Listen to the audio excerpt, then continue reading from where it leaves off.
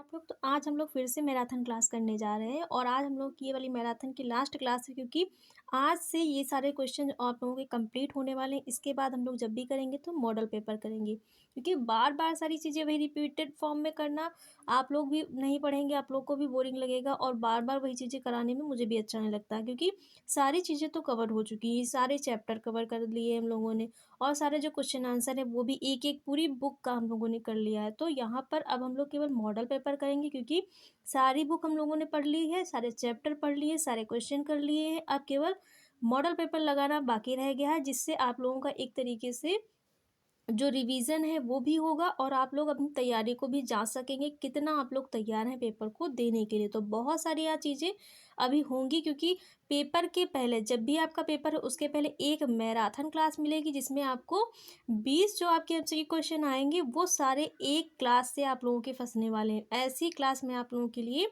Exam के ठीक 1 दिन पहले या फिर 2 दिन पहले जो है पूरी मैराथन दूँगी, चाहे वो 1 घंटे की हो, चाहे 2 घंटे की हो, पूरी बुक से कंप्लीट एमसीक्यू की जो क्वेश्चन की क्लास है वो आपको देखने को मिलेगी। तो उसको ज़रूर देखिएगा, उसको मिस मत करिएगा क्योंकि वहीं से डायरेक्ट आप लोगों के जो 20 क्वेश्चन हैं वो एग्ज़ाम में फँसने वाले हैं और सारे इंपॉर्टेंट जो क्वेश्चन हैं वो हम लोगों ने कर लिए हैं। अब हम लोग केवल मॉडल पेपर जो है यहाँ पर सॉल्व करेंगे। तो आज भी आप लोगों की मैराथन क्लास जितने सारे क्वेश्चन बचे हुए वो सारे हम लोग कवर करेंगे चाहे जितनी लंबी मैराथन हो। और अगर आप लोगों ने अभी तक चैनल को ज्वाइन नहीं किया तो चैनल को ज्वाइन कर लीजिए और सब्सक्राइब कर लीजिए। वहाँ पर बेल आइकन का बटन होगा उसको प्रेस कर लीजिए जिससे आप लोगों को जो क्लास का नोटिफिकेशन है वो समय पर मिलता रहे। अगर आप लोगों ने अभी तक हमारे टेलीग्राम चैनल को ज्वाइन नहीं किया है तो home science by Priyanka ma'am search करेंगे तो आप लोग टेलीग्राम चैनल से जुड़ जाएंगे। वहाँ पर आप लोगों को जो क्लास का पीडीएफ है और जो क्लास का लिंक है दोनों दे दिए जाते हैं जिससे आप लोग वहाँ से जो क्लास है वो क्लास के बाद भी इजीली जो सारी चीज़ें हैं वो पढ़ सकते हो और क्लास के बाद भी जो पीडीएफ है उससे भी अपना जो रिवीजन है वो कर सकते हैं क्योंकि ये सारी चीज़ें आप लोगों के लिए की जा रही है और सारी चीज़ें फ्री हैं, बिल्कुल फ्री ऑफ कॉस्ट है, कोई भी कॉस्ट नहीं होगा। आप लोगों का पीडीएफ भी फ्री प्रोवाइड किया जाता है। तो यहाँ पर आप लोगों को क्लास 10th और 12th होम साइंस की जो क्लासेस हैं वो प्रोवाइड की जाती हैं और धीरे धीरे कोशिश की जाएगी कि और सारी जो चीज़ें हैं यहाँ पर आप लोगों को प्रोवाइड की जाए। तो आइए हम लोग स्टार्ट करते हैं। अपना जो क्वेश्चन है, पहला क्वेश्चन है वो कौन से विभिन्न तरीके हैं जिनसे कार्य को समझा जा सकता है। तो पूछा गया है वो कौन से तरीके हैं जिनसे जिनसे कार्य को समझा जा सकता है। तो वो तरीके निम्नलिखित हैं। कार्य को समझने की बात हो रही है कि कार्य को किस प्रकार समझ सकेंगे। तो एक नौकरी और अनेक व्यक्तियों के लिए आजीविका का साधन। तो जो कार्य है वो पूछा जा रहा है कि उसको समझने के तरीके कौन कौन से हैं। तो पहला है कि जो एक नौकरी है और अनेक व्यक्तियों के लिए जो आजीविका का साधन क्या है, कार्य है। मतलब कार्य कैसा भी हो तो उसके लिए हमें क्या करना होगा, कार्य करने के लिए अपनी आजीविका को अर्जित करने के लिए हमें नौकरी भी करनी पड़ेगी और अनेक अन्य जो कार्य हैं वो भी करने पड़ते हैं। तो कार्य क्या है, आजीविका का एक साधन है और एक ऐसा कार्य अथवा कर्तव्य जिसमें बाध्यता का बोध निहित होता है। कार्य क्या है, अगर कोई भी आप जॉब में है, कोई भी कर रहे हैं, प्राइवेट कार्य कर रहे हैं, गवर्नमेंट जॉब में है, कोई भी कार्य किसी भी प्रकार का कार्य कर रहे हैं तो उसमें क्या होता है, एक बाध्यता का बोध होता है कि जितना समय आपको वहाँ पर देना है वो देना है, वो टाइम आपको वहाँ पर देना होता है, तभी आपके कार्य में क्या होती है, आपको प्रोग्रेस मिलेगी, उन्नति होगी। और कार्य में एक कर्तव्य भी होता है कि आप जिस भी कार्य को कर रहे हैं उसमें जितना कर्तव्य निष्ठा से आप उसको निभाएंगे उतना अच्छा क्या होगा, आपकी जो प्रोग्रेस है, आपकी जो एक प्रकार से जो आप जिस भी क्षेत्र में हो उसमें क्या होगा, दिन प्रतिदिन क्या होगा, वृद्धि होती चली जाएगी, ग्रोथ होती चली जाएगी। तीसरा है नौकरी और आय प्राप्ति द्वारा आजीविका सुरक्षा का माध्यम है। नौकरी और आय प्राप्ति के द्वारा जो आजीविका है वो सुरक्षा का माध्यम है।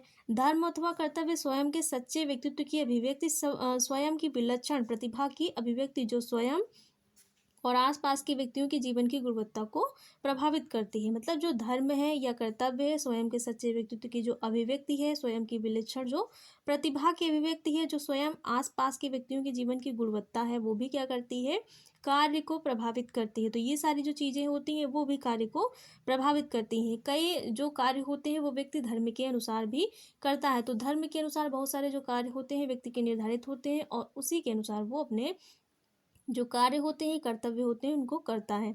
आध्यात्मिक आचरण का एक भाग। जो कार्य है वो आध्यात्मिक आचरण का एक भाग है और वो हमारे कहीं न कहीं आध्यात्मिकता से भी जुड़ा हुआ होता है। आप लोग देखेंगे कि जो व्यक्ति ज़्यादा आध्यात्मिक होते हैं, ज़्यादा पूजा-पाठ या रीति-रिवाज़ों को मानने वाले होते हैं, उनके कार्य भी कुछ उसी तरीके के होते हैं। और जो व्यक्ति ज़्यादा पूजा-पाठ इन सब चीज़ों में जो मन है वो नहीं लगाते हैं और साथ ही इनसे ज़्यादा जुड़े नहीं हुए होते हैं, तो उनका जो कार्य होता है वो भिन्न प्रकार का होता है।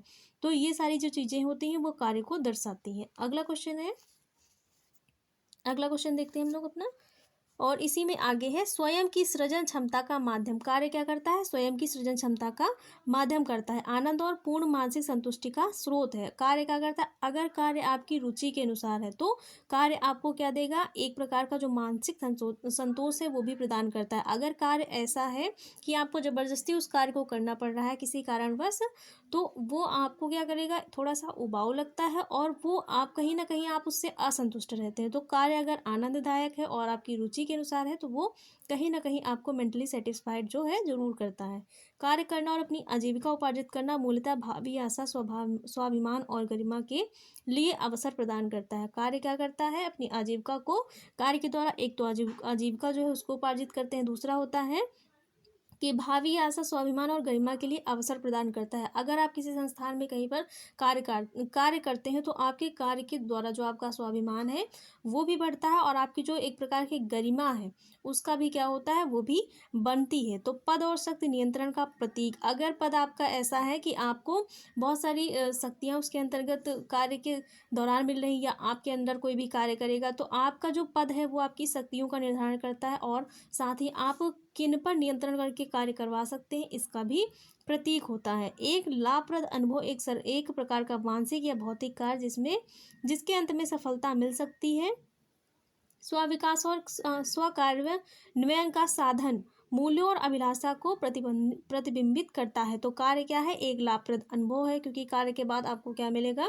उसके बदले जो भी आपको पारिश्रमिक मिलता है उससे एक लाभप्रद अनुभव होता है। एक प्रकार का मानसिक या भौतिक कार्य जिसके अंत में सफलता मिलती है। जो भी आप कर रहे हैं, जो मानसिक, अगर कोई किसी ऐसे क्षेत्र में है कि आपको मेंटली ज़्यादा वर्क करना पड़ रहा है, फिजिकल नहीं करना पड़ रहा है, तो वहाँ पर भी क्या होता है? आप जिस भी प्रकार का कार्य कर रहे हैं उसके अंत में क्या होगा? अगर आप पूरी कर्तव्य निष्ठा से उसको ईमानदारी से निभा रहे हैं तो ये बहुत ही, ये मतलब एकदम फाइनली है कि लास्ट में आपको जाके सफलता मिलनी ही मिलनी है। तो कार्य एक लाभप्रद अनुभव भी है और एक प्रकार का मानसिक या भौतिक जिसके अंत में सफलता मिल सकती है, और स्व विकास और स्वकार्यान्वयन का साधन मूल्यों और अभिलाषा को प्रतिबिंबित करता है। तो ये पूरा जो है कार्य के विभिन्न भेद या कार्य को किस प्रकार से समझ सकते हैं, तो ये सारी चीज़ें कार्य को समझने के लिए महत्वपूर्ण है। अगला है, नौकरी और जीविका में भेद कीजिए।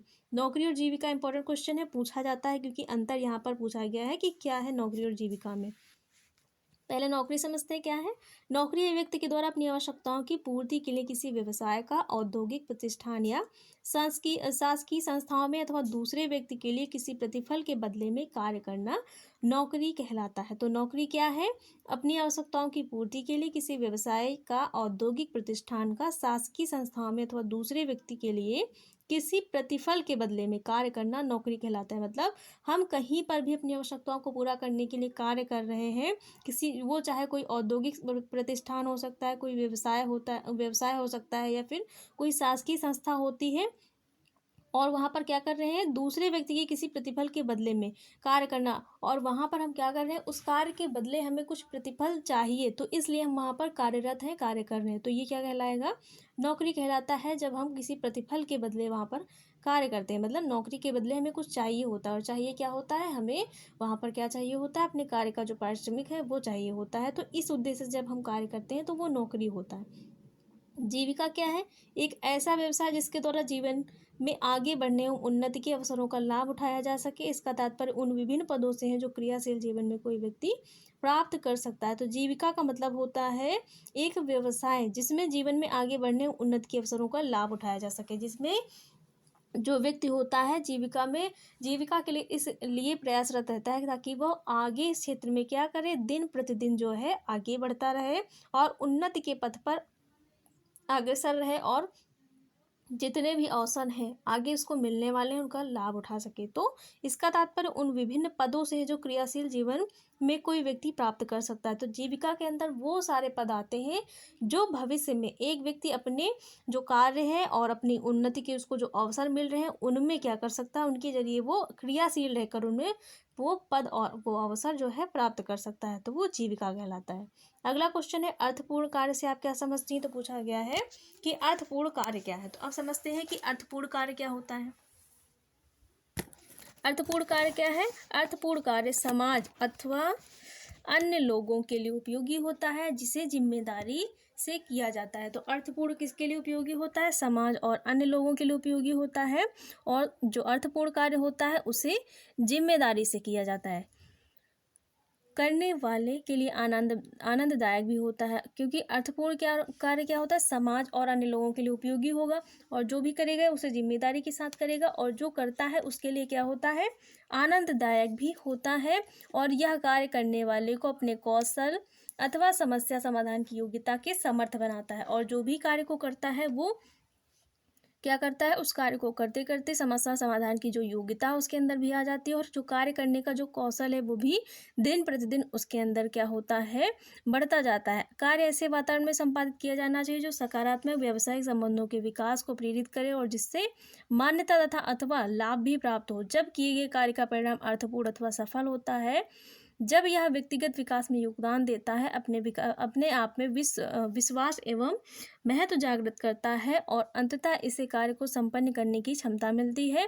कार्य अपने स्वयं के जीवन की और व्यापक रूप से समाज की परिस्थितियों को सुधारने के लिए योगदान के अवसर उपलब्ध कराता है। तो जब ये कार्य करने से ये सारी जो चीज़ें हैं, ये सारे उद्देश्य हैं, जब वो पूरे होते हैं तो वो कार्य कौन सा कार्य होता है, अर्थपूर्ण कार्य होता है। ठीक है, ऐसा कार्य जो एक प्रकार की सकारात्मक अनुभूति दे, आनंददायक हो और जिम्मेदारी से किया जाए, उपयोगी हो, साथ ही व्यक्तिगत जो व्यक्तित्व है उसके विकास में योगदान दे और आप में एक प्रकार का विश्वास एवं महत्व जो है वो जागृत करे और आपके कौशलों में वृद्धि करे और साथ ही आपकी समाज की जो परिस्थितियाँ हैं, आपकी जो परिस्थितियाँ हैं समाज, उसमें आपकी परिस्थितियों को सुधारने में मदद करता है। तो वो कार्य अर्थपूर्ण कार्य होता है। यहाँ तक चीजें समझ ली। अगला क्वेश्चन देखते हैं। अगला क्वेश्चन है जेंडर और लिंग शब्दों से आप क्या समझती हैं। पूछा गया है जेंडर और लिंग शब्दों से आप क्या समझती हैं। तो जेंडर क्या है और लिंग क्या है, दोनों को पूछा गया है कि जेंडर किसे कहते हैं और लिंग किसे कहते हैं। तो एक साथ यहाँ पर आपको लिखना है। पहले समझते हैं जेंडर क्या है। जेंडर का अर्थ किसी स्त्री या पुरुष की अवस्था से है। जेंडर का अर्थ होता है स्त्री या पुरुष की अवस्था से, अर्थात नारीत्व या पुरुषत्व की अवस्थित।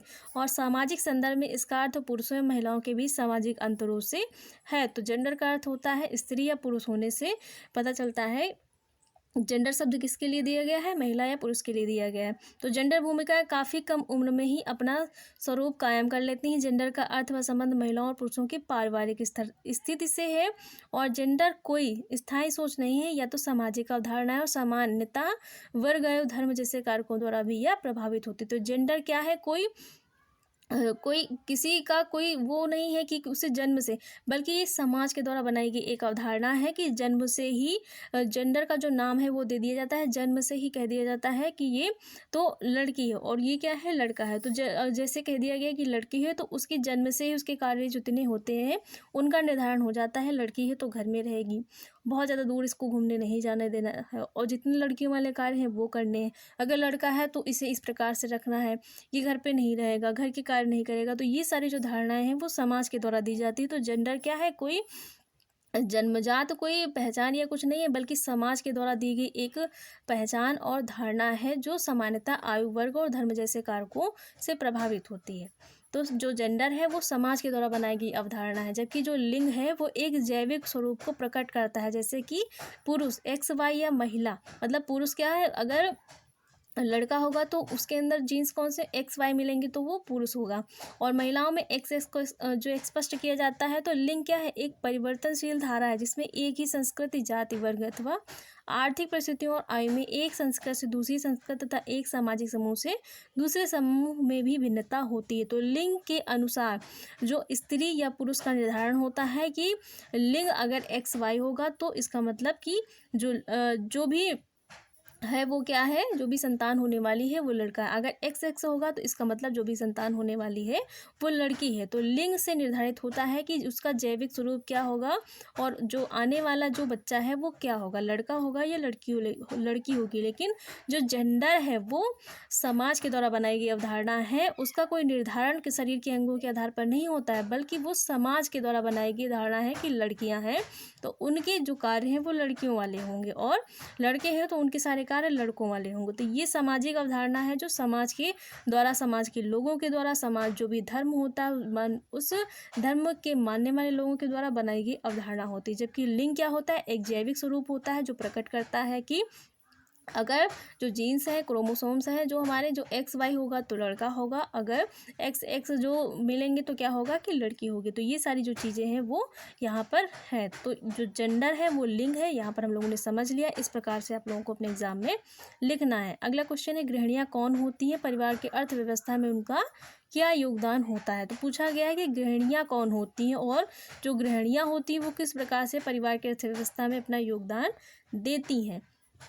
घर और पारिवारिक जीवन को सुदृढ़ बनाने में गृहिणी की भूमिका सर्वाधिक महत्वपूर्ण होती है। घर का जो जीवन है उसको सुदृढ़ बनाने में जो गृहिणी होती है वो महत्वपूर्ण भूमिका निभाती है।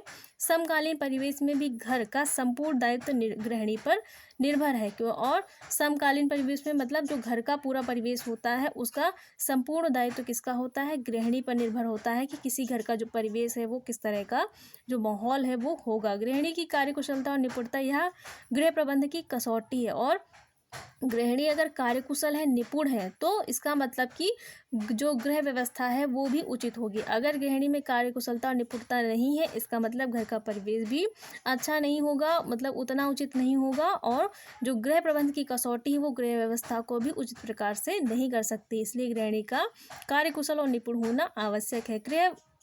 गृह वास्तव में गृहिणी द्वारा तैयार किया जाता है। जो घर होता है उसका तैयार या उसका जो पूरा निर्धारण होता है, वहाँ पर जो भी चीज़ें हैं, जो व्यवस्था होती है गृह की, वो पूरा किसके द्वारा होता है, गृहिणी के द्वारा तैयार होता है, जिसमें गृहिणी की सक्रिय भूमिका होती है। गृहिणी अपने घर की स्वामिनी, बच्चों की माता, शिक्षिका एवं पति की सहयोगिनी होती है। गृहिणियों की कुशलता समायोजन और संतुलन की धुरी पर टिकी होती है। गृहिणी को एक अच्छी मनोवैज्ञानिक होना चाहिए जिससे वह पूर्वाभ्यास से परिस्थिति का सामना कर सके। और साथ ही साथ गृहिणी का एक अच्छा मनोवैज्ञानिक होना भी आवश्यक है ताकि वो जो भी परिस्थितियाँ घर में है उनका उसे आभास पहले से ही हो जाए कि जो परिस्थितियां हैं उसके अनुसार जो परिणाम प्राप्त होने वाला है वो क्या है। तो उसका अगर उसे पहले से आभास हो जाएगा तो वो उसी के अनुसार अपनी जो घर की परिवर्तनशीलता है या व्यवस्था है उसको करेगी, ताकि जो परिस्थितियां हैं वो अनुकूल हो जाएं और जो परिस्थितियां हैं, जो गृह व्यवस्था है वो जो है असंतुलित ना हो। अब परिवार की गृह व्यवस्था में गृहिणी का योगदान क्या है, अब समझते हैं योगदान क्या है। तो भारत में महिलाएं उत्पादन संबंधी कार्यों से और कुछ समाजों में विपणन कार्यों से जुड़ी हुई हैं। ये बात बिल्कुल सही है कि बहुत सारी ऐसी महिलाएं हैं जो समाज कार्य हैं या विपणन संबंधी जो व्यापार संबंधी कार्य हैं उनसे जुड़ी हुई हैं। ग्रामीण भारत में स्त्रियां कृषि और पशुपालन में गहनता से व्यापक रूप से जुड़ी हुई हैं तथा शहरी क्षेत्रों में भी निर्माण कार्यों में कार्यरत हैं अथवा घरेलू सहायिका के रूप में रोजगार प्राप्त कर रही हैं। ये सभी कामकाजी महिलाएं और किसी न किसी रूप में परिवार की आय में योगदान कर रही हैं। बहुत से परिवारों में अकेले महिलाएं ही कमाने वाली होती हैं। तो इस प्रकार से क्या करती है, वो घर की जो अर्थव्यवस्था है उसमें योगदान दे रही हैं। कमाने में सक्रिय भागीदारी और परिवार के संसाधनों में योगदान देने के बावजूद स्त्रियों को स्वतंत्र रूप से निर्णय लेने और स्वतंत्र रहने की मनाही है। मतलब इतना सारा योगदान जो है गृह की अर्थव्यवस्था में गृहिणियों का है, लेकिन इन सब के बावजूद क्या है, गृहिणियों को स्वतंत्र निर्णय लेने और स्वतंत्र रहने की मनाही है। महिलाएं तब तक सशक्त नहीं हो सकती जब तक कि घर पर किए गए उनके कार्यों का मूल्य नहीं आंका जाता और उसे सवेतन कार्य के बराबर नहीं माना जाता है। मतलब महिलाएं तब तक सशक्त नहीं हो सकती जब तक उनके द्वारा जो किए गए कार्य होते हैं उनका कोई मूल्य नहीं समझा जाएगा, और साथ ही उनका जो कार्य है उसे वेतनपूर्ण जो कार्य होता है उसके बराबर अगर जब तक नहीं माना जाएगा तब तक महिलाओं का कोई भी जो योगदान है वो घर की इस व्यवस्था में जो एक प्रकार से सुव्यवस्थित रूप से होता है वो किसी को नहीं समझ में आएगा। महिलाओं को घर चलाने वाली गृहिणी मानते हुए घर पर किए गए उनके कार्यों का शायद ही मूल्यांकन किया जाता है और इसे आर्थिक गतिविधि के रूप में भी नहीं गिना जाता। मतलब महिलाएं कितना भी घर पर कार्य कर लेती हैं, घर की अर्थव्यवस्था में कितना भी छोटा मोटा जो योगदान दे सकती हैं वो ज़रूर देती हैं, लेकिन महिलाओं के जो कार्य होते हैं उनको उनका या उनके कार्यों का कोई भी मूल्यांकन नहीं किया जाता है और उनके कार्यों को किसी प्रकार की आर्थिक गतिविधि के रूप में नहीं गिना जाता है। अतः महिलाओं द्वारा किए गए घरेलू कार्य को आर्थिक योगदान और उत्पादन गतिविधि की तरह महत्व देने की आवश्यकता है। तो इसमें ये कहा जा रहा है कि जो महिलाएं इतना सारा योगदान दे रही हैं घर की अर्थव्यवस्था में, तो उनको भी घरेलू जो आर्थिक गतिविधि है उसमें उनके कार्यों को महत्वपूर्ण योगदान देने की आवश्यकता है और साथ ही उनके कार्यों को एक मूल्यवान जो एक जगह है वो भी प्रदान की जानी चाहिए और साथ ही उनकी जो आर्थिक योगदान वो जिस प्रकार से दे रही हैं उसको भी महत्व देना चाहिए। तो ये सारी जब महिलाएं इतना सारा योगदान दे रही हैं तो उनके कार्यों को कहीं ना कहीं जो मूल्य है वो भी मिलना चाहिए। अगला क्वेश्चन है, महिलाओं और परिवार और समाज में पहचान कैसे मिलेगी। मतलब महिलाओं को परिवार और समाज में पहचान कैसे मिलेगी। तो यहाँ पर ये बताया जा रहा है कि जो महिलाएं हैं उनको परिवार और समाज में पहचान कैसे मिलेगी। तो यहाँ पर ये पूछा गया है। अगला क्वेश्चन है, महिलाओं और परिवार को समाज में कैसे पहचान मिलेगी। तो यहाँ पर हम देखेंगे कि जो महिलाएं हैं उनको परिवार और समाज में कैसे पहचान मिलेगी। समय की मांग है कि महिलाओं को शिक्षित करें, सशक्त बनाएं, समर्थ बनाएं और समाज में उचित स्थान और अपनी बात कहने का अधिकार दें। महिलाएं तब तक सशक्त नहीं हो सकती जब तक कि घर पर किए गए उनके कार्यों का मूल्य नहीं आंका जाता और उसे सवेतन कार्य के बराबर नहीं माना जाता। महिलाओं द्वारा किए गए घरेलू कार्यों को आर्थिक योगदान और उत्पादन गतिविधि के रूप में महत्व देने की आवश्यकता है। घर के बाहर रोजगार के लिए काम करना उनके स्वाधीन होने में सहायक हुआ है और साथ ही उनके परिवार के संसाधनों में भी सुधार लाया है। परिवार वर्तमान में महिलाओं ने अर्थव्यवस्था के प्रत्येक क्षेत्र में भाग लेना आरंभ कर दिया है और उनमें बहुत सी उच्च पदों पर आसीन है और उनमें से जो बहुत सी महिलाएं हैं वो कहाँ हैं, उच्च पदों पर आसीन हो गई हैं।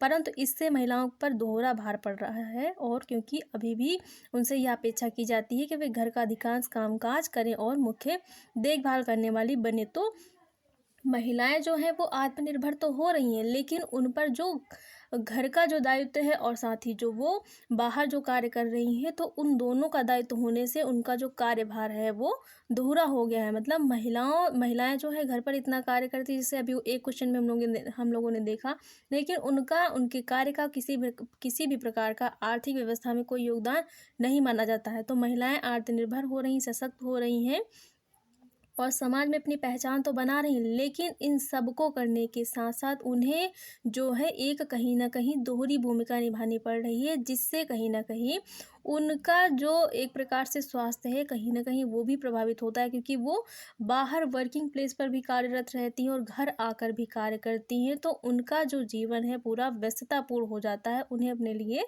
समय भी नहीं मिलता। तो ये सारी चीज़ें महिलाओं को परिवार समाज में पहचान कैसे मिलेगी। तो मिल तो रही है, सशक्त बन रही है, लेकिन कहीं ना कहीं उनका जो घरेलू कार्य होता है उसका कोई भी मूल्य या फिर कोई योगदान जो है अभी तक नहीं समझा जा रहा है। तो महिलाओं को सशक्त और समाज में पहचान दिलाना जरूरी है और साथ ही साथ उनका जो घर पर जो योगदान है कार्य का उसको भी कहीं ना कहीं अर्थपूर्ण ढंग से देखना होगा, तभी महिलाएं पूर्णतः समाज में सशक्त और शिक्षित मानी जाएंगी और साथ ही समर्थ होंगी और उन्हें कहीं ना कहीं बराबरी का दर्जा तभी मिलेगा। तो ये सारी जो चीज़ें हैं वो महिलाओं को समाज में कहीं ना कहीं पहचान दिलाने से किसी न किसी स्तर पर एक प्रकार से रोकने का कार्य भी करती हैं। तो ये सारी जो चीज़ें हैं वो समाज में महिलाओं को पहचान दिलाएंगी, लेकिन कैसे मिलेगी, तो ये सारे जो कार्य हैं उनको करके ही मिलेगी। और अगला क्वेश्चन है, भारत में महिलाओं को समानता की गारंटी कैसे दी जाती है। तो कैसे दी जाती है महिलाओं को भारत में समानता की गारंटी।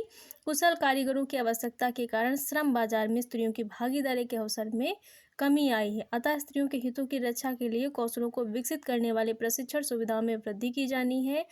पुरुष को मुख्य कमाई करने वाला माना जाता है और महिलाओं की कमाई को पूरक और गौण माना जाता है। भले ही यह एकमात्र कमाने वाली है, तभी तब भी बाजार में उनकी समान प्रतिष्ठा नहीं मिलती। आधुनिक भारत में महिलाओं से संबंधित कुछ दूसरे मुद्दे हैं। तनाव और स्वास्थ्य पर प्रतिकूल प्रभाव, बिना जेंडर भेदभाव के कार्यस्थलों पर सुनिश्चित सुरक्षा तथा मातृत्व लाभ और बच्चे की देखभाल के लिए सामाजिक सहायता। मतलब महिलाओं को कहीं ना कहीं क्या है, जो पुरुषों की बराबरी का दर्जा है अभी भी समाज में नहीं मिला है। उनका जो कार्य होता है, भले ही वो बाहर कर रही हैं, लेकिन उनका जो कार्य होता है, उनकी जो कमाई, उनका जो पूरक जो कार्य होता है उसको एक गौण मान, मतलब बहुत छोटे से रूप में देखा जाता है। बड़े स्तर पर उनके जो कार्य है उसको आंका नहीं जाता है। अगला क्वेश्चन है, महिलाओं के हित में सरकार के क्या प्रयास है। मतलब महिलाओं के हित में अभी तक सरकार ने क्या क्या कार्य किए हैं, तो वो यहाँ पर पूछा गया है कि महिलाओं के हित में सरकार के क्या क्या प्रयास हुए हैं और सरकार ने किस प्रकार से महिलाओं के लिए कार्य किया। तो भारत का संविधान सभी क्षेत्रों में पुरुषों और महिलाओं दोनों को समानता की गारंटी देता है।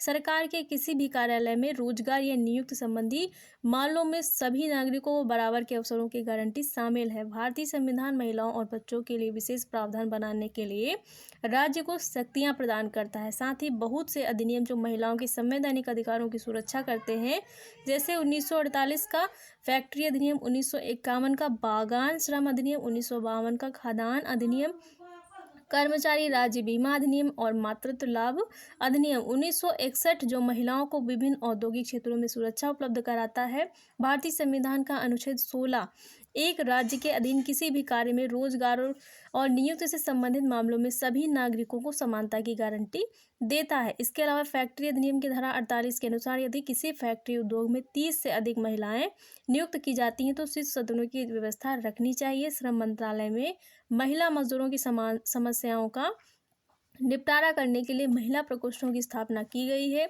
समान कार्य अथवा समान प्रकृति के कार्य सुनिश्चित करने हेतु समान वेतन के लिए समान पारिश्रमिक अधिनियम लागू किया गया है और महिलाओं द्वारा ग्रामीण क्षेत्रों में किए जाने वाले कार्यों पर डेटाबेस निर्माण के लिए योजना आयोग द्वारा एक परिचालन समिति भी बनाई गई है। कस्तूरबा गांधी बालिका विद्यालय को भारत सरकार के सर्व शिक्षा अभियान के तहत एक योजना के रूप में शुरू किया गया था, लेकिन अब यह भारत सरकार की समग्र शिक्षा योजना के तहत आ गई है। तो ये सारे जो कार्य हैं महिलाओं के हित में, वो सरकार के द्वारा जो प्रयास रूप हैं वो किए जा रहे हैं और किए गए हैं। बहुत सारे जो अधिनियम हैं वो बनाए गए हैं और साथ ही बहुत सारी ऐसी धाराएं हैं जिनके तहत महिलाओं के लिए बहुत सारे जो कदम हैं वो उठाए गए हैं। अगला क्वेश्चन है, निम्नलिखित को समझाइए। मतलब यहाँ पर आपको 2 टॉपिक दे दिए गए और इन पर यहाँ पर आपको लिखना है। तो निम्नलिखित को समझाइए। पहला है कार्य जीवन की गुणवत्ता, दूसरा है जीवन कौशल। तो पूछा गया है कि कार्य जीवन की गुणवत्ता क्या है, उसके बाद जीवन कौशल क्या है। तो दोनों टॉपिक अलग हैं, इन दोनों टॉपिक को अलग अलग यहाँ पर आपको लिखना पड़ेगा। तो पहले समझते हैं कार्य जीवन की गुणवत्ता। संस्थाओं द्वारा कर्मचारियों की कार्य जीवन की गुणवत्ता को महत्वपूर्ण माना जाता है। इस दृष्टिकोण से कर्मचारियों को महत्वपूर्ण घटक समझा जाता है और यह विश्वास किया जाता है कि लोग जब अपनी कार्य परिस्थितियों से संतुष्ट होते हैं तब वे बेहतर काम करते हैं। मतलब जब लोग जो कार्य कर रहे हैं और जिन परिस्थितियों में कर रहे हैं, अगर वो उन परिस्थितियों से संतुष्ट होते हैं तो उनका जो कार्य करने का स्तर होता है या कार्य करने का जो भी कौशल होता है वो बढ़ता है और साथ ही वो अपने कार्य को बेहतर तरीके से करते हैं। सामान्यतः यह माना जाता है कि कर्मचारियों को प्रोत्साहन देने के लिए उनकी सामाजिक और मनोवैज्ञानिक आवश्यकताएं पूरी करना उतना ही महत्वपूर्ण है जितना कि उनकी आर्थिक आवश्यकताओं को पूरा करना। इसमें अनेक संदर्भ शामिल होते हैं, वे केवल कार्य पर ही आधारित नहीं हैं, जैसे नौकरी और जीविका संतुष्टि, वेतन के साथ साथ संतोष और साथियों के साथ साथ काम में तनाव और निर्णय करने में भागीदारी के अवसर, कार्य जीविका और घर में संतुलन और खुशहाली का सामान्य बोध। और अब दूसरा है जीवन कौशल। तो जीवन कौशल क्या है, अनुकूल और सकारात्मक व्यवहार के लिए जीवन शैली वह क्षमता है जो व्यक्तियों की दैनिक आवश्यकताओं चुनौतियों से भाग्य प्रभावशाली तरीके से निपटने के योग्य बनाती है। तो जीवन कौशल क्या है, जो व्यक्ति को जो भी जीवन शैली, जो भी क्षमता है और व्यक्ति की जो भी दैनिक आवश्यकताएं, जो चुनौतियां हैं, उनसे प्रभावशाली तरीके से निपटने के योग्य बनाती है। तो ये सारी चीज़ें क्या कहलाएंगी, जीवन कौशल है। जीवन कौशल लोगों को जीवन की दैनिक आवश्यकताओं और चुनौतियों से निपटने में सहायता करते हैं। ये महत्वपूर्ण है क्योंकि ये जीवन पर्यंत काम आते हैं और सभी परिस्थितियों में जीवन को प्रोत्साहित तथा स्वास्थ्य और कल्याण के लिए समर्थ बनाते हैं। विश्व स्वास्थ्य संगठन के अनुसार जीवन कौशल चिंतन मुकाबला करने तथा सामाजिक कौशल वे क्षमताएं हैं जो लोगों और उनके परिवारों के बीच पारस्परिक क्रियाओं को प्रोत्साहित करती हैं तथा विषम परिस्थितियों में व्यक्ति को उनसे उबारने की समर्थता को बढ़ावा देती हैं। तो इस प्रकार से 2 टॉपिक यहाँ पर दिए गए थे और एक क्वेश्चन में दोनों टॉपिक को यहाँ पर आपको लिखना पड़ेगा। तो इस प्रकार से जो टॉपिक है वो अलग अलग लिखे जाएंगे और बहुत ज़्यादा नहीं लिखना है, जिस प्रकार से लिखा गया है उतना ही लिखना है, क्योंकि क्वेश्चन जितने नंबर का होता है उसके अनुसार ही वहाँ पर चीज़ें आप लोगों को लिखनी है। अगला क्वेश्चन है स्वस्थ कार्य परिवेश का क्या अर्थ है या किस प्रकार बनाया जा सकता है। तो पूछा गया है स्वस्थ कार्य परिवेश से क्या होता है, इसका अर्थ पूछा गया है कर्मचारियों के दृष्टिकोण से कार्य जीवन का संबंध केवल नौकरी से नहीं होता बल्कि इस बात से भी होता है कि वह अपने कार्य जीवन का कैसे अनुभव करता है। इस दिशा में यह भी महत्वपूर्ण है कि व्यक्ति अपने कर्तव्य को ऊर्जा, आत्मसंतोष और अधिगम के स्रोत के रूप में देखें। स्वस्थ कार्य परिवेश निम्न प्रकार से बनाया जा सकता है। अगर किसी स्वस्थ कार्य परिवेश कहीं का बनाना है तो उसके लिए निम्न चीज़ें करनी पड़ेंगी। पहला है व्यक्तिगत स्वास्थ्य प्रवृत्तियों को विकसित करें, मतलब जो व्यक्ति है उनका जो स्वास्थ्य है, उनकी जो प्रवृत्तियां हैं उनको पहले विकसित करें। और कर्मचारी परानुभूति और सहानुभूति बने, मतलब कर्मचारियों के साथ सहानुभूतिपूर्ण जो व्यवहार है वो करें और उनका जो भी वो है, जो कर्मचारी है वो उनका जो व्यक्तित्व है उसको समझने की कोशिश करें। तभी क्या होगा, परानुभूतिशील होगा और सहानुभूत जो शील होगा, वो दोनों चीज़ें वहाँ पर देखने को मिलेंगी। काम पर लगे सभी व्यक्ति व्यक्तिगत, व्यावसायिक और मनोवैज्ञानिक दृष्टि से परस्पर निर्भरता का ध्यान रखें। पूरा समय संगठन के प्रति निष्ठा और वचनबद्धता बनाए रखना तथा व्यावसायिक रूप से नीतिपरक होना महत्वपूर्ण है। साझेदारी को प्रोत्साहन दें और दल के सदस्य के रूप में कार्य करें। जो लोग इस प्रकार एक दूसरे की मदद करते हैं अधिक आत्मसंतोष और लाभ का अनुभव करते हैं। दूसरों के साथ पारस्परिक क्रियाएं आपसी लाभ देने वाली होनी चाहिए। दूसरों के साथ मिलकर काम करें और उनके योगदान तथा उपलब्धियों के लिए सम्मान और मान्यता दें। तो ये सारी जो चीज़ें हैं वो एक स्वस्थ परिवेश प्रदान करती हैं। अगला क्वेश्चन है श्रम के महत्व का क्या अर्थ है। पूछा गया है कि श्रम के महत्व का क्या अर्थ है। तो व्यक्ति जो है वो कुछ कार्य करता है, उस पर उसे गर्व होता है। मतलब जो व्यक्ति जिस भी तरीके का अपने अनुसार कार्य करता है उसे अपने कार्य पर गर्व होता है, यही श्रम का महत्व है। अमेरिका का पूर्व राष्ट्रपति अब्राहम लिंकन एक किसान का बेटा था और वह एक निर्धन बालक से उन्नति कर अमेरिका का राष्ट्रपति बना। तो महात्मा गांधी और वो एक किसान के बेटे थे, तो इस प्रकार से उनको अपने कार्य पर गर्व था। लेकिन वो जहाँ से शुरुआत की उन्होंने और जहाँ तक उनका सफ़र रहा, उनका जो भी सफ़र रहा, उन्हें अपने हर कार्य पर क्या हुआ, गर्व हुआ। तो और इसी अनुसार जो महात्मा गांधी है श्रम के ज्वलंत उदाहरण है। वे वर्धा स्थित अपने आश्रम में झाड़ू लगाते थे और साफ सफाई करते थे। उन्होंने कभी भी इन कामों को करने में छोटा अथवा अपमान का अनुभव नहीं किया। जिन्हें कुछ लोग निम्न श्रेणी का कार्य समझते थे, वे श्रम के महत्व को बताने के लिए अपना शौचालय तक स्वयं साफ करते थे। मतलब यहाँ पर ये बताया गया है कि श्रम जो भी मेहनत आप किसी भी प्रकार की कर रहे हैं, किसी भी स्तर का कार्य कर रहे हैं, वो अपने में महत्वपूर्ण है। अब जो भी कार्य व्यक्ति करता है अपने स्तर के अनुसार, अपनी कार्यकुशलता के अनुसार, उसका अपने कार्य के लिए स्वयं महत्वपूर्ण होना आवश्यक है। तभी जो लोग होते हैं उसे महत्वपूर्ण समझेंगे। तो श्रम का अपने में एक अलग ही महत्व होता है। अगला क्वेश्चन है व्यवसायिक जीवन में मूल्यों और नैतिकता की भूमिका को संक्षेप में समझाइए। तो व्यवसायिक जीवन में मूल्य और नैतिकता की भूमिका क्या है। कोई व्यक्ति जो भी कार्य करता है उसे मूल्य और नैतिकता के आधार पर आंकना चाहिए। मूल्य और नैतिकता व्यवहारिक नियम बनाते हैं। मूल्य वे विश्वास, प्राथमिकताएं अथवा मान्यताएं हैं जो बताते हैं कि मनुष्यों के लिए क्या वांछनीय है या बेहतर है। मतलब मूल्य वो होते हैं जो बताएंगे कि व्यक्ति जो कार्य कर रहा है उसके लिए उचित है, बेहतर है या नहीं है। मूल्य हमारे व्यक्तित्व को, व्यवहार को प्रभावित करते हैं और जो मूल्य होते हैं वो व्यक्ति के जो व्यवहार होता है उसको प्रभावित करने का कार्य भी करते हैं। 6 महत्वपूर्ण मूल्य हैं सेवा, सामाजिक न्याय, लोगों की मान मर्यादा और उपयोगिता, मानव संबंधों का महत्व और ईमानदारी। ये क्या है, ये मूल्य बताए गए हैं जो मानव के व्यवहार को प्रभावित करेंगे। सभी कार्य परिस्थितियों में नैतिकता और सम्मान का सामान्य नियम लागू होता है। हालांकि इस आयु के कार्मिकों में बच्चे और वृद्धजन, साथ ही महिला कार्मिक विशेष समूह होते हैं जिनकी कार्यस्थल पर उपस्थिति एक अलग प्रकार की चुनौती और प्रभाव उत्पन्न करती है जो इसके जीवन की गुणवत्ता और समाज से संबंधित होते हैं। अगला क्वेश्चन है दैनिक पोषण और आहारिकी के अध्ययन का क्या महत्व है। पूछा गया है दैनिक पोषण और आहारिकी का जो महत्व है वो क्या है। तो प्रमाणित बीमारी वाले मरीज के पोषण प्रबंधन पर इसमें ध्यान दिया जाता है। जो नैदानिक पोषण होता है, दैनिक नहीं, जो नैदानिक पोषण होता है उसमें क्या होता है, जो प्रमाणित बीमारी वाले जो मरीज होते हैं उनके पोषण प्रबंधन पर इसमें ध्यान दिया जाता है। और नैदानिक पोषण विशेषज्ञ चिकित्सकीय आहार बताकर बीमारी के प्रबंध में महत्वपूर्ण भूमिका निभाते हैं। इसमें रोगों से बचाव और अच्छे स्वास्थ्य को बढ़ावा देने के लिए सुझाव भी देते हैं। और इसके अंतर्गत चिकित्सकीय पोषण नई विधियों, तकनीकों एवं अनुपूरक का उपयोग करके मरीज को पोषण प्रदान करता है। पोषण विशेषज्ञ किसी व्यक्ति की डाइट बनाते समय उसके पोषण स्तर, आदतें, अलग आवश्यकता को ध्यान में रखते हैं जिससे सही पोषण दिया जा सके। तो नैदानिक पोषण क्या होता है, किसी भी बीमारी का निदान करने के लिए, मतलब उसका उपचार करने के लिए उस बीमारी के अनुसार जो भी चीज़ें आवश्यक होती हैं जो उस बीमारी में क्या लाभ प्रदान करेंगी, तो उनके अनुसार जब किसी व्यक्ति के आहार का प्रबंधन किया जाता है तो वो नैदानिक पोषण आहार की होती है।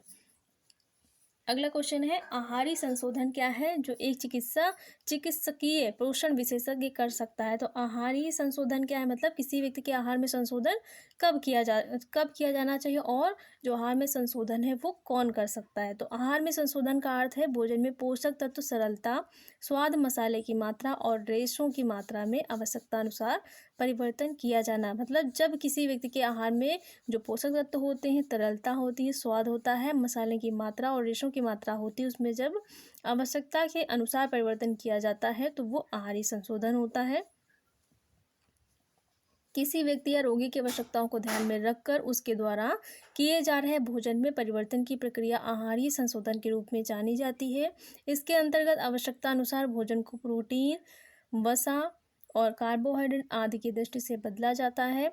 चिकित्सकीय पोषण विशेषज्ञ द्वारा किए जाने वाले संशोधन इस प्रकार है, आहार की क्रमबद्धता और बनावट में परिवर्तन, ऊर्जा अंतर्ग्रहण में संशोधन, एक या अधिक पोषकों को कम या अधिक मात्रा में शामिल करना, भोजन की संख्या में परिवर्तन अथवा भोजन करने के समय अंतराल में संशोधन करते हैं, अथवा जब भोजन देने का मार्ग बदलता है तो ऐसे रोगों के लिए विशेष योजना बनाई जाती है। तो इस प्रकार से जो आहारी संशोधन है वो होता है और कौन करता है, तो जो चिकित्सकीय पोषण विशेषज्ञ होता है वो रोगी की बीमारी के अनुसार जो भी आहार में बदलाव करना होता है वो करता है और उसके आहार में संशोधन कर देता है। अगला क्वेश्चन है, विभिन्न प्रकार के चिरकालीन रोगों से बचने के लिए हमें आहारी परिवर्तनों की आवश्यकता में क्या है, मतलब आहारी परिवर्तनों की आवश्यकता क्या होती है और ये जीवन शैली से किस प्रकार संबंधित है। तो विभिन्न प्रकार के जो चिरकालिक रोग हैं उनसे बचने के लिए हमारी आहारी परिवर्तनों की जो आवश्यकता है वो क्या होगी और हम अपनी जीवन शैली में उससे संबंधित किस प्रकार के बदलाव कर सकते हैं। तो आहार और अच्छा पोषण रोगी व्यक्तियों के लिए महत्वपूर्ण होने के अतिरिक्त चिरकालिक रोगों को नियंत्रित करने और उनके प्रारंभ होने की अवस्था में विलंब कर सकता है। ये खाद्य पदार्थ आज हम उपयोग में ले रहे हैं उनमें बहुत से अन्य पदार्थ मिलाए जाते हैं जिनमें अधिक वसा या शक्कर होती है। ये अक्सर अत्यधिक परिष्कृत खाद्य पदार्थों में निर्मित होते हैं और इस कारण इनमें रेशेदार और ऐसे अन्य महत्वपूर्ण अवयव कम होते हैं जो स्वास्थ्य के लिए लाभदायक होते हैं। इसलिए हमें उचित विकल्प ढूंढने में मदद की आवश्यकता होती है। यह देखा जा सकता है कि वसा और परिष्कृत शक्कर का उपयोग बढ़ गया है। रेशेदार भोजन के अतिरिक्त कई विटामिनों और खनिजों का लिया जाना भी काफ़ी कम हो गया है। मांसाहारी लोगों में जंतु प्रोटीन का उपयोग भी बढ़ गया है। प्रमुख रूप से आहार संबंधी परिवर्तन चिरकालिक रोगों जैसे मोटापा, कोलन का कैंसर, मधुमेह, हृदय रोग और अति तनाव की बढ़ती संख्या से संबंधित है।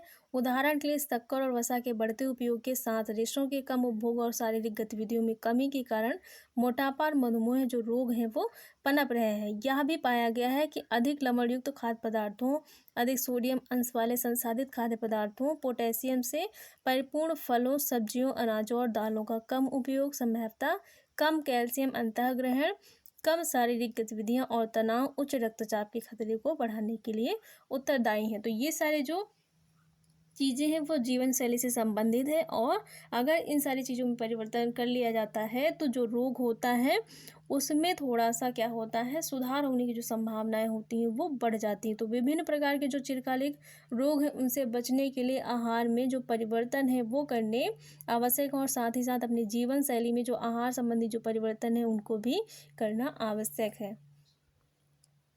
अगला क्वेश्चन है, डॉक्टरी पोषण और आहार विशेषज्ञों की जीविका के लिए हम कैसे तैयारी कर सकते हैं। तो पूछा गया है कि अगर डॉक्टरी पोषण और आहार विशेषज्ञों के क्षेत्र में जीविका अर्जित करनी है तो उस क्षेत्र में कैसे तैयारी करके जाया जा सकता है।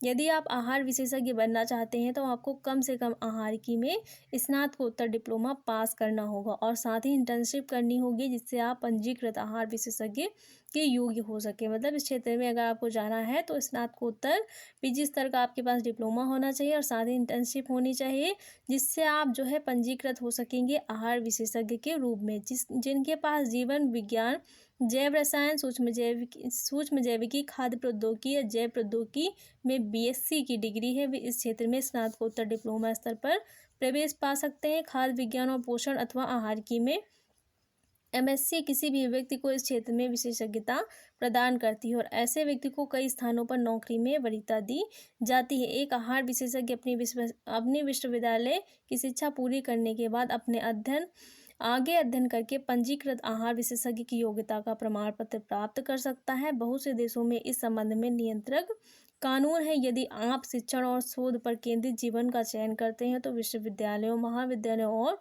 शोध संस्थानों में बहुत से विकल्प खुल जाते हैं। शिक्षण संबंधी पदों के लिए योग्य होने के लिए अब आवश्यक हो गया है कि आप विश्वविद्यालय अनुदान आयोग द्वारा आयोजित राष्ट्रीय अथवा राज्य पात्रता परीक्षा पास करें। यह सलाह दी जाती है कि यदि आप यह शैक्षिक या शोध क्षेत्रों में अपनी जीविका चाहते हैं तो आप पीएचडी की डिग्री प्राप्त कर लें। तो ये सारी चीज़ें करके जो डॉक्टरी पोषण और आहार विशेषज्ञ के क्षेत्र में जीविका है वो अर्जित की जा सकती है। अगला क्वेश्चन है, अस्वस्थता रोग किस प्रकार किसी रोगी की पोषण स्थिति को प्रभावित करता है। मतलब जो अस्वस्थता होती है वो किसी व्यक्ति की जो पोषण स्थिति है उसे किस प्रकार से प्रभावित करती है। शरीर के किसी अवयव ऊतक तंत्र की क्रिया बीमारी से प्रभावित हो सकती है। यह बीमारी छोटी और विकट से बड़ी और कभी कभी असाध्य अथवा दीर्घकालीन समस्याओं के रूप में हो सकती है। इन सब परिस्थितियों में यह सुनिश्चित करना महत्वपूर्ण है कि व्यक्ति का समुचित रूप से पोषण हो और इसके लिए जो व्यक्ति सेवाएं दे रहा हो वह प्रशिक्षित आहार विशेषज्ञ, डॉक्टरी पोषण उपचार चिकित्सीय पोषण विशेषज्ञ हो, व्यवसाय चिकित्सीय पोषण विशेषज्ञ, आहार विशेषज्ञ पोषण देखभाल के लिए एक व्यवस्थित और औचित्यपूर्ण तरीका काम में लाता है, जो प्रत्येक व्यक्ति मरीज की विशिष्ट आवश्यकताओं पर केंद्रित होता है और व्यक्तिगत तथा पूर्ण रूप से लागू होता है। मरीज पोषण देखभाल प्रक्रिया का प्राथमिक केंद्र होता है। 20वीं और 21वीं शताब्दियों में चिकित्सा और औषध विज्ञान के क्षेत्र में बहुत प्रगति देखी गई है, जिसने हमें अनेक संचारी और संक्रामक बीमारियों पर नियंत्रण पाने योग्य बनाया है। परंतु नई बीमारियों जैसे HIV, एड्स उभर कर आई हैं और मोटापा, हृदय रोग आदि, तनाव और मधुमेह जैसी गैर संक्रामक बीमारियों न केवल व्यापक रूप से बढ़ रही हैं बल्कि बहुत कम उम्र में हो रही हैं। वास्तव में भारत विश्व की मधुमेह राजधानी बन सकता है। इसके अतिरिक्त जनसांख्यिकीय परिवर्तन हो रहे हैं जिनमें वृद्धजनों की संख्या में कब वृद्धि हुई है। इस प्रकार जनसंख्या का वह भाग बढ़ रहा है जिसे पोषण देखभाल सहायता और आहार सलाह की आवश्यकता है। नैदानिक पोषण विशेषज्ञ, चिकित्सा पोषण उपचारक विभिन्न बीमारियों के प्रबंधन के लिए चिकित्सीय आहार बताने के अलावा बीमारियों की रोकथाम, अच्छे स्वास्थ्य को बढ़ावा देने में महत्वपूर्ण भूमिका निभाता है। तो ये सारी जो चीज़ें होती हैं वो रोग की किसी व्यक्ति की पोषण संबंधी जो स्थिति है उसको प्रभावित करने का कार्य करती हैं। अगला क्वेश्चन है, निम्नलिखित को समझाइए। यहाँ पर कुछ चीज़ें कुछ टर्म दे दिए गए हैं, उनको यहाँ पर जो है थोड़ा सा एक्सप्लेन करके लिखना है। पहला है बौनापन, दूसरा है जन्म के समय कम भार वाला शिशु क्या होता है, और IDD क्या है, और क्षयकारी, साथ ही कुपोषण का दोहरा भार क्या है, मरासमस और क्वाशियोरकर समुदाय। मतलब बहुत सारे टॉपिक दे दिए गए हैं, इनको थोड़ा थोड़ा करके यहाँ पर लिखना है। तो पहला है इसमें बौनापन। तो बौनापन क्या है, एक आनुवंशिक विकार है जो बौनेपन का आम कारण है। जो बौनापन है वो एक आनुवंशिक विकार के कारण होता है।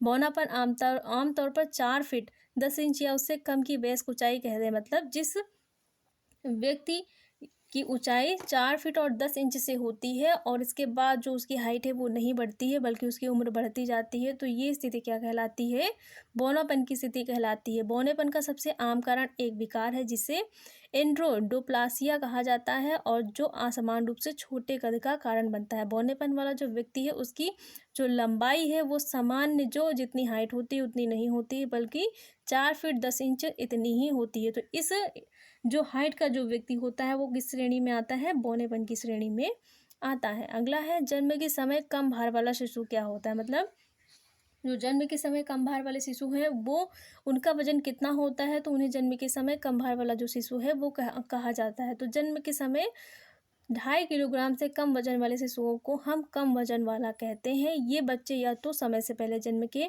कारण कमज़ोर होते हैं या फिर पूरे समय होने के बावजूद कुपोषण बीमारी की वजह से कमज़ोर होते हैं। मतलब ऐसे बच्चे जिनका जन्म के समय में वजन जो होता है 2.5 किलो से कम होता है, तो वो जन्म के समय कम भार वाले शिशुओं में आते हैं। और कम वजन होने का कारण या तो समय से पहले जन्म लेना होता है या फिर किसी कुपोषण बीमारी की वजह से उनका जो वजन होता है वो कम होता है।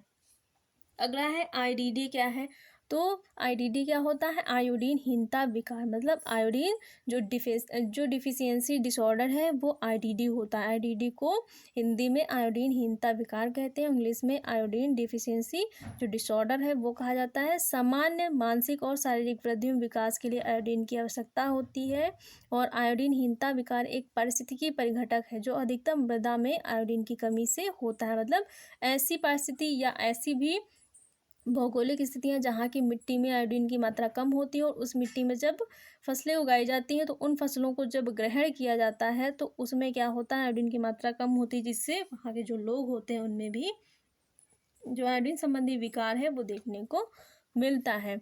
और आयोडीन की कमी से जो थायराइड ग्रंथि है वो बढ़ जाती है और यह बढ़ा हुआ थायराइड जो होता है उसे गलकंड या ग्वाइटर कहते हैं, जो आयोडीनहीनता की बहुत सामान्य अभिव्यक्ति है। मतलब आयोडीन कमी होने का सबसे सामान्य लक्षण क्या है कि जो गलकंड है, जो ग्वाइटर है वो देखने को मिलता है। अगला है क्षयकारी। क्षयकारी क्या होता है, जब मनुष्य का भार ऊंचाई की तुलना में पर्याप्त नहीं होता तो इसे क्षयकारी कहते हैं। मतलब जब मनुष्य की जो लंबाई होती है उसके भार के अनुरूप नहीं होती है, मनुष्य का जो भार होता है ऊंचाई की तुलना में पर्याप्त नहीं होता है। मतलब जब किसी व्यक्ति की लंबाई बढ़ती चली जाती है, उसका भार नहीं बढ़ता है, तो ये वाली जो स्थिति होती है वो क्षयकारी कहलाती है। मतलब जो हाइट होती है उसके अकॉर्डिंग उसका वेट जो होता है वो नहीं होता है। हाइट तो बढ़ जाती है लेकिन व्यक्ति का जो शारीरिक जो विकास है वो नहीं हो पाता और व्यक्ति कैसा दिखता है, दुबला पतला सा दिखता है, तो ये वाला विकार क्षयकारी कहलाता है।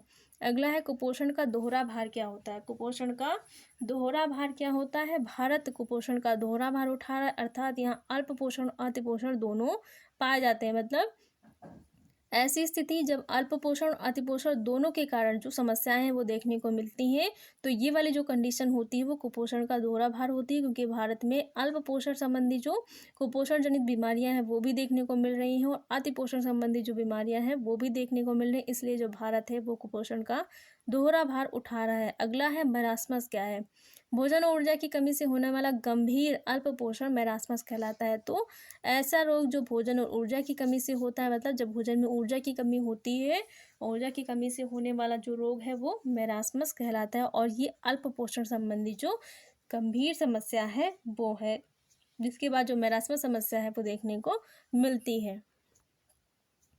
अगला है क्वेश्योरकार क्या है, तो प्रोटीन की कमी से उत्पन्न क्वेश्योरकार कहलाता है। जो मैरास्मस होता है वो किसकी कमी से होता है, ऊर्जा की कमी से, और जो क्वेश्योरकार होता है वो प्रोटीन की कमी से उत्पन्न होता है। समुदाय समुदाय क्या है, तो समुदाय लोगों का विशिष्ट समूह होता है जिसमें कुछ सामान्य विशेषताएं पाई जाती हैं, जैसे एक जैसी भाषा, एक ही प्रकार, एक ही सरकार अथवा एक जैसी संस्थाएं। समुदाय क्या होता है, व्यक्तियों का समूह होता है जिसमें एक जैसी समानताएं, एक जैसी जो विशेषताएं होती हैं वो पाई जाती हैं और साथ ही एक जैसी जो स्वास्थ्य समस्याएं होती हैं वो भी देखने को मिलती हैं। तो व्यक्तियों का ऐसा समूह जो किसी निश्चित भौगोलिक क्षेत्र में रहता है और निश्चित विशेषताएं साझा करता है और उनका एक नाम होता है, वो क्या कहलाता है, समुदाय कहलाता है।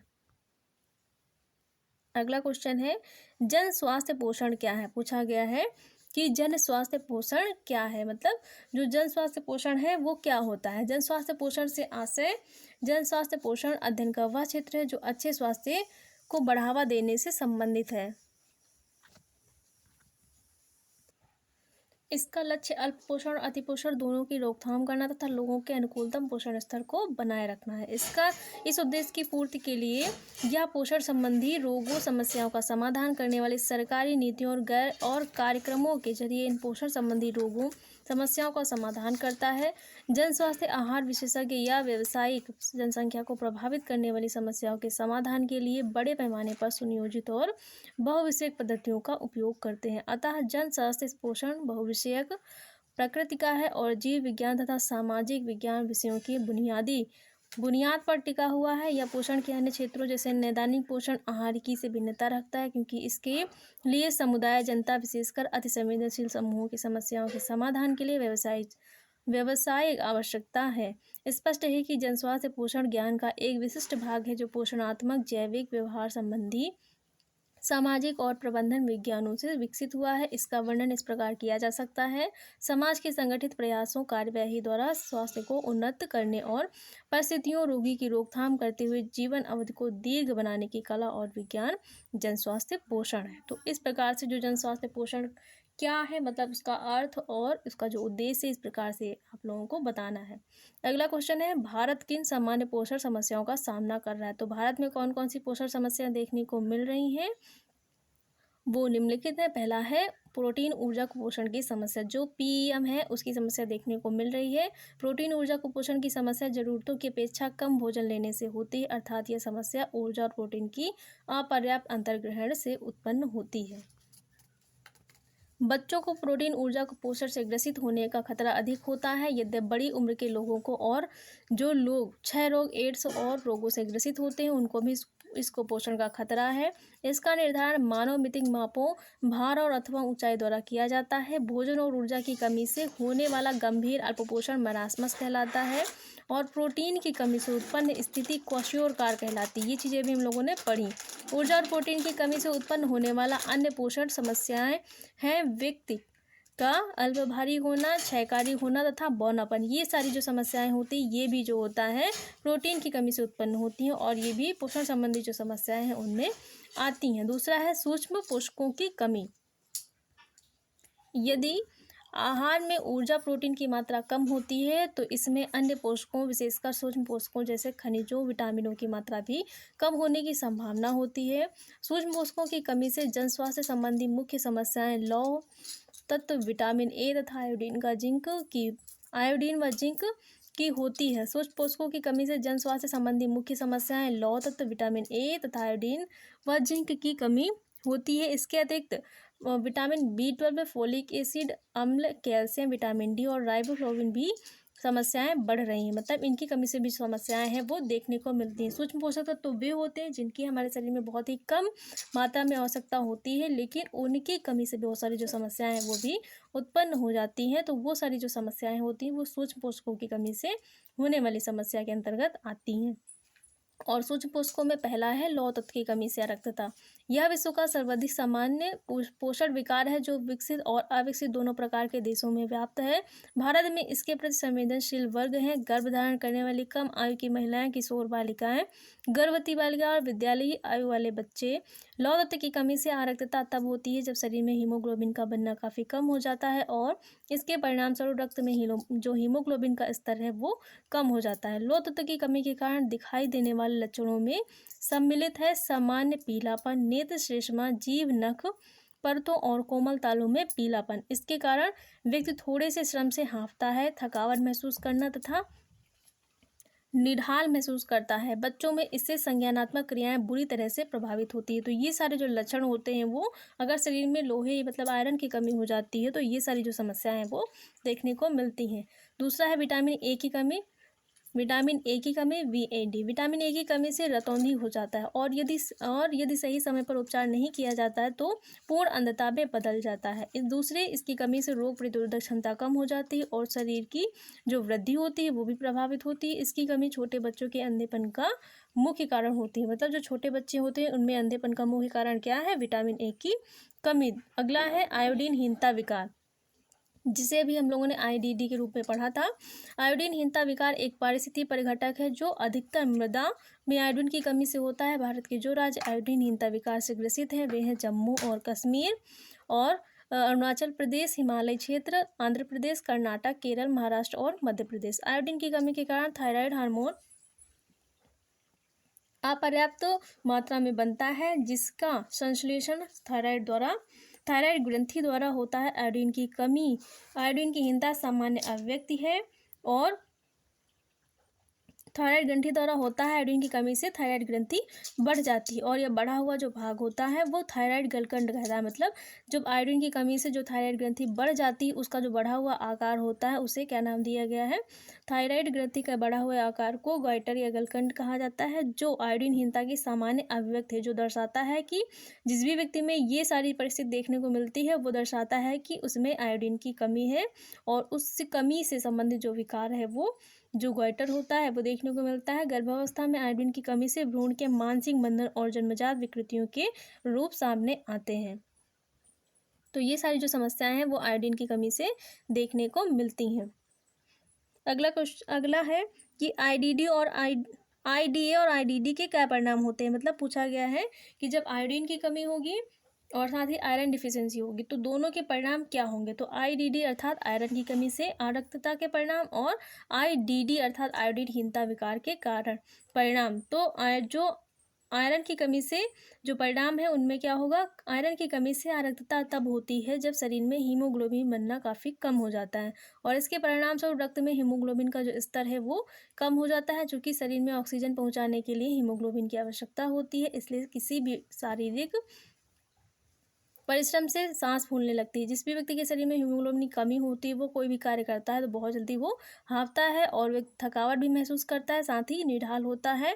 इसके कारण शरीर में नियुक्त श्लेष्मा, जीभ, नग परतों और तालू में पीलापन दिखाई देने लगता है और आईडीए से बच्चों में एकाग्र रह पाने की जो अवधि होती है, स्मरण शक्ति होती है, ध्यान केंद्रित करने की शक्ति आदि संज्ञानात्मक जो क्रियाएं होती हैं वो बुरी तरह प्रभावित होती है। और आईडीडी जो होता है, जो आयरन की कमी से अरिक्तता परिणाम होते हैं, इसे जो एनीमिया होता है उसके नाम से भी जाना जाता है। तो एनीमिया जो सारी चीज़ें हैं, ये जो लक्षण है ये सब परिलक्षित होते हैं और ये सारे जो लक्षण होते हैं वो एक एनीमिक पेशेंट में देखने को मिलते हैं।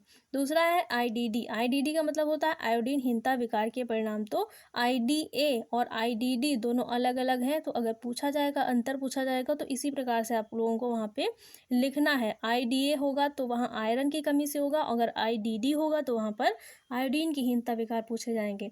आयोडीन की कमी के कारण थायराइड हार्मोन अपर्याप्त मात्रा में बनता है, जिनका संश्लेषण थायराइड ग्रंथि द्वारा होता है। आयोडीन की कमी से थायराइड ग्रंथि बढ़ जाती है और यह बढ़ा हुआ जो भाग होता है वो थायराइड गलकंड कहलाता है, जो आयोडीनहीनता की बहुत सामान्य अभिव्यक्ति है। और गर्भावस्था में आयोडीन की कमी से भ्रूण के मानसिक बंधन और जन्मजात जो विकृतियां होती हैं, इसके जो दुष्परिणाम होते हैं वो सामने आते हैं। अगला क्वेश्चन है, बच्चे, युवा और वृद्धजन क्यों संवेदनशील होते हैं। तो पूछा गया है जो बच्चे हैं, युवा हैं और जो वृद्धजन होते हैं उनकी संवेदनशीलता का कारण क्या है, वो संवेदनशील क्यों होते हैं। तो बच्चे, युवा और वृद्धजन संवेदनशीलता के इनके जो कारण है वो भिन्न भिन्न होते हैं, क्योंकि इनकी जो आयु होती है वो भी अलग अलग होती है। तो इनके जो कारण है संवेदनशील होने के वो भी अलग अलग होते हैं, जिसमें पहले हैं बच्चों की संवेदनशीलता के कारण। बच्चे संवेदनशील होते हैं क्योंकि बाल्यावस्था सभी क्षेत्रों में तीव्र विकास की अवधि होती है और एक क्षेत्र का विकास अन्य सभी क्षेत्रों के विकास को प्रभावित करता है। बच्चे के सभी क्षेत्रों में इष्टतम रूप से बढ़ने के लिए यह महत्वपूर्ण है कि बच्चे के भोजन, आश्रय, स्वास्थ्य, देखभाल, प्रेम, पालन और प्रोत्साहन की आवश्यकताओं को समग्र रूप से पूरा किया जाए। प्रतिकूल अनुभवों का बच्चे के विकास पर अस्थायी प्रभाव पड़ता है। दूसरा है, सभी बच्चे संवेदनशील होते हैं, लेकिन कुछ बच्चे दूसरों की अपेक्षा अधिक संवेदनशील होते हैं। ये वे बच्चे होते हैं जो इतनी चुनौतीपूर्ण स्थितियों और कठिन परिस्थितियों में जीते हैं कि उनकी भोजन, स्वास्थ्य और देखभाल, पालन पोषण की मूलभूत आवश्यकताएं पूरी नहीं हो पाती और यह उनकी पूरी क्षमताओं का विकास होने से रोकता है। तो इसी कारण जो बच्चे होते हैं वो संवेदनशील हो सकते हैं और जिन बच्चों में ये सारी जो ज़रूरतें हैं वो नहीं पूरी हो पाती हैं तो वो बच्चे अत्यधिक संवेदनशील होते हैं। युवाओं की संवेदनशीलता के जो कारण हैं वो क्या हैं। तो युवावस्था की अवधि अनेक कारणों से संवेदनशील होती है। यथा 13 से 19 वर्ष की युवा अवधि में युवक युवतियां अपने शरीर में होने वाले अनेक जैविक परिवर्तनों के साथ सामंजस्य बैठाने के प्रयास करते हैं या फिर करती हैं, जिनका उनकी सेहत और पहचान के बोध पर असर पड़ता है। जो युवा होते हैं उनकी जो उम्र होती है उनको दो भाग में बांटा गया, एक है 13 से 19 वर्ष और दूसरे होते हैं 20 से 35 वर्ष। तो 20 से जो 35 वर्ष के होते हैं वो युवावधि वह होती है जब व्यक्ति एक वयस्क की भूमिका निभाने के लिए तैयार करता है, जिनमें आजीविका कमाना, विवाह करना, उनके बाद पारिवारिक जीवन प्रारंभ करना इस काल की महत्वपूर्ण घटनाएं हैं निरंतर। अगला है निरंतर प्रतिस्पर्धी होती दुनिया में साथियों का दबाव और बेहतर करने के दबाव उनकी संवेदनशीलता के अन्य कारण है जो अत्यधिक तनाव और परेशानी पैदा कर सकते हैं। तो ये सारे जो कारण होते हैं वो युवाओं में संवेदनशीलता के कारण होते हैं। जब परिवार परिवेश किशोरों को सकारात्मक सहायता सहारा प्रदान नहीं कर पाता है तो कुछ किशोर शराब या नशीली दवाओं के सेवन के आदी होते हैं। तो ये सारी जब परिस्थितियाँ उत्पन्न होती हैं तो जो युवा होते हैं उनमें संवेदनशीलता जो होती है वो बढ़ती है। अगला है वृद्धजनों की संवेदनशीलता के कारण। वृद्धावस्था में अनेक व्यक्तियों के लिए कुछ स्वास्थ्य एक प्रमुख समस्या होती है। वृद्धजन कम शारीरिक शक्ति और रक्षा क्रिया विधियों के कारण रोगों के लिए अधिक संवेदनशील होते हैं। अनेक लोगों के लिए पारिवारिक जीवन चक्र में वृद्धावस्था की अवधि ऐसी हो सकती है जब वे अपने बच्चों के विवाह हो जाने से अथवा आजीविका कमाने के लिए परिवार से बाहर चले जाने के कारण अकेलेपन की पीड़ा का सहन करते हैं। समाज के अत्यधिक वृद्ध व्यक्ति आर्थिक रूप से अपने बच्चों पर निर्भर हो जाते हैं जिसकी वजह से वो तनाव महसूस करते हैं। तो वृद्धों की संवेदनशीलता के कारण अलग है और जो युवा है उनकी संवेदनशीलता के कारण अलग हैं और जो बच्चे हैं उनकी संवेदनशीलता के कारण अलग हैं। तो तीनों वर्ग के जो व्यक्ति हैं उनकी संवेदनशीलता के जो कारण हैं वो भी अलग अलग है, साथ ही उनकी जो संवेदनशीलता है वो भी अलग अलग है। तो इस प्रकार से जो बच्चे युवा और वृद्ध हैं वो संवेदनशील होते हैं। अगला क्वेश्चन है युवाओं के लिए किस प्रकार के कार्यक्रम उपयुक्त होते हैं। तो पूछा गया है युवाओं के लिए किस प्रकार के कार्यक्रम जो होते हैं वो उपयुक्त होते हैं। तो सामाजिक रूप से उपयोगी और आर्थिक रूप से उत्पादक होने के लिए युवाओं को उचित शिक्षा और प्रशिक्षण, लाभदायक रोजगार और व्यक्तिगत विकास और तरक्की के लिए उचित अवसरों की आवश्यकता होती है।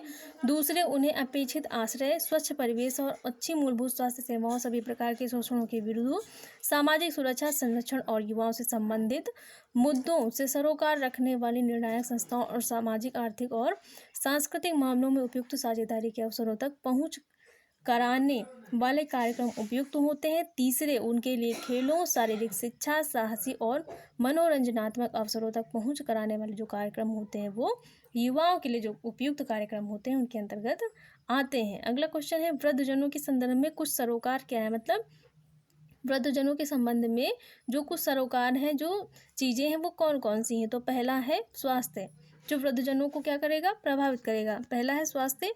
वृद्धावस्था में अनेक व्यक्तियों के लिए स्वास्थ्य एक प्रमुख सरोकार होता है क्योंकि वृद्धजन कम शारीरिक शक्ति और रक्षा क्रिया विधियों के कारण रोगों के लिए अधिक संवेदनशील होते हैं। दूसरा है अनेक अक्षमताएं। तो बीमारियों के अतिरिक्त उम्र बढ़ने के साथ अनेक अक्षमताएं जैसे कि दृष्टि कमजोर हो जाती है। तो वृद्धावस्था में क्या होता है, जैसे जैसे उम्र बढ़ती है उसके साथ ही बहुत सारी जो चीज़ें हैं वो देखने को मिलती है, जैसे दृष्टि का कमज़ोर हो जाना, मोतियाबिंद के कारण अंधापन, तंत्रिका विकार के कारण बहरापन देखने को मिलता है और गठिया के कारण चलने फिरने में परेशानी और देखभाल कर पाने में अक्षमता। ये सभी जो सरोकार हैं वो वृद्धावस्था में देखने को मिलते हैं। अगला है अकेलापन। इसके अलावा क्या देखने को मिलेगा, अकेलापन देखने को मिलता है। वृद्धजनों के संदर्भ में एक अनेक सरोकार उनका अकेलापन है। उनका यह अकेलापन अनेक कारणों से संभव है, जैसे कुछ बच्चों के विवाह हो जाने अथवा आजीविका कमाने के लिए परिवार से बाहर चले जाने के कारण अकेलेपन की पीड़ा झेलते हैं। इसके अलावा महानगरों में शहरी जीवन की अनेक विशेषताएं जैसे छोटा परिवार, एकल परिवार, बुजुर्गों की देखभाल के लिए समय की कमी, रहने के लिए सीमित स्थान, महंगे रहन सहन, अधिक कार्य घंटे आदि के कारण वृद्धजनों को संयुक्त परिवार की तुलना में कम सहायता मिल पाती है। अतः अनेक वृद्धजन ऐसे समय में अकेले रहते हैं जब परिवार का सहारा उनके लिए सबसे अधिक आवश्यक होता है। अगला है आर्थिक निर्भरता। अनेक वृद्ध व्यक्ति आर्थिक रूप से बच्चों पर निर्भर हो जाते हैं जिसकी वजह से वे तनाव महसूस करते हैं। तो ये सारी जो चीज़ें होती हैं वो वृद्धावस्था के संदर्भ में सरोकार के कारण बनते हैं। पहला है स्वास्थ्य, दूसरा है अनेक अक्षमताएं, तीसरा है अकेलापन, चौथा है आर्थिक निर्भरता।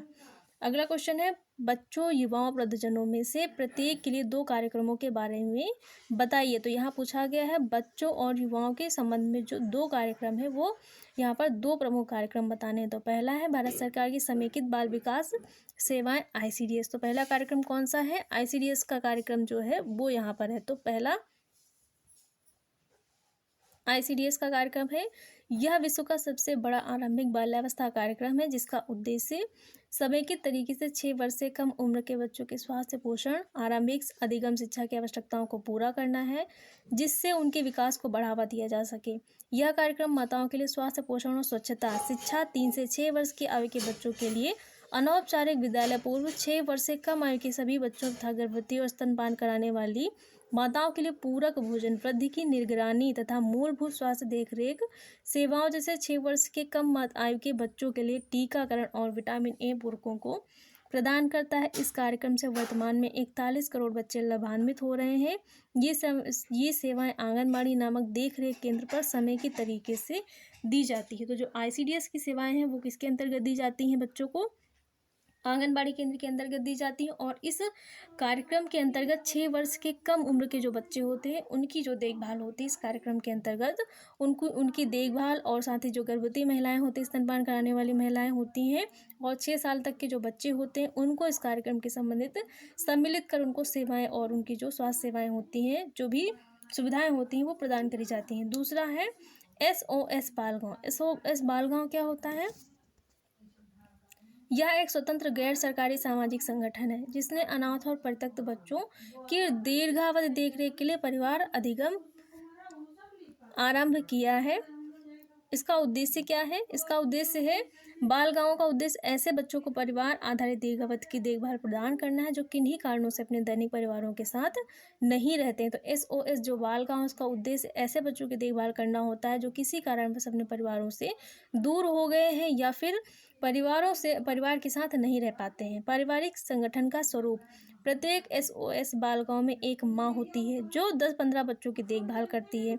यह इकाई एक परिवार की तरह रहती है और बच्चे एक बार फिर संबंधों और प्रेम का अनुभव करते हैं जिससे उन्हें अपने त्रासद अनुभवों से उभरने में सहायता मिलती है। ये बच्चे एक स्थिर पारिवारिक परिवेश में पलते हैं और एक स्वतंत्र युवा वयस्क बनने तक उनकी व्यक्तिगत रूप से सहायता की जाती है। मतलब जो SOS बालगांव होता है वहाँ पर 10-15 बच्चों पर एक माँ होती है जो उनकी पूरी देखभाल करती है और साथ ही उन्हें परिवार सा परिवेश जो है वो भी प्रदान करती है, और साथ ही उनकी युवा जो वयस्क बनने की जो भी व्यक्तिगत रूप से सहायता होती है वहाँ तक उनकी जो सहायता है वो इस कार्यक्रम के तहत की जाती है। सहायक ग्राम परिवेश का निर्माण: SOS परिवार एक साथ रहते हैं, सहायक ग्राम परिवेश बनाते हैं। ये स्थानीय समुदायों के साथ जुड़ते हैं और सामाजिक जीवन में योगदान देते हैं। अगला कार्यक्रम है भारत में युवाओं के लिए कार्यक्रम। तो इसके अंतर्गत दिया गया है राष्ट्रीय सेवा योजना कार्यक्रम NSS। राष्ट्रीय सेवा योजना कार्यक्रम NS क्या है, NSS क्या है, इसको भी समझते हैं। इस योजना का उद्देश्य विद्यालय स्तर के विद्यार्थियों को समाज सेवा और राष्ट्रीय विकास के कार्यक्रमों में शामिल करना है। ये कार्यक्रम है सड़कों का निर्माण और मरम्मत, विद्यालय की इमारत, गाँव के तालाब, ताल आदि के निर्माण, पर्यावरण और पारिस्थितिकी सुधार जैसे वृक्षारोपण, तालाबों से खरपतवार निकालना, गड्ढे खोदना, स्वास्थ्य एवं सफाई से संबंधित कार्यकलाप, परिवार कल्याण, बाल देखरेख, सामूहिक टीकाकरण, शिल्प, सिलाई बुनाई और सरकारी संघों का आयोजन तथा व्यावसायिक प्रशिक्षण आदि।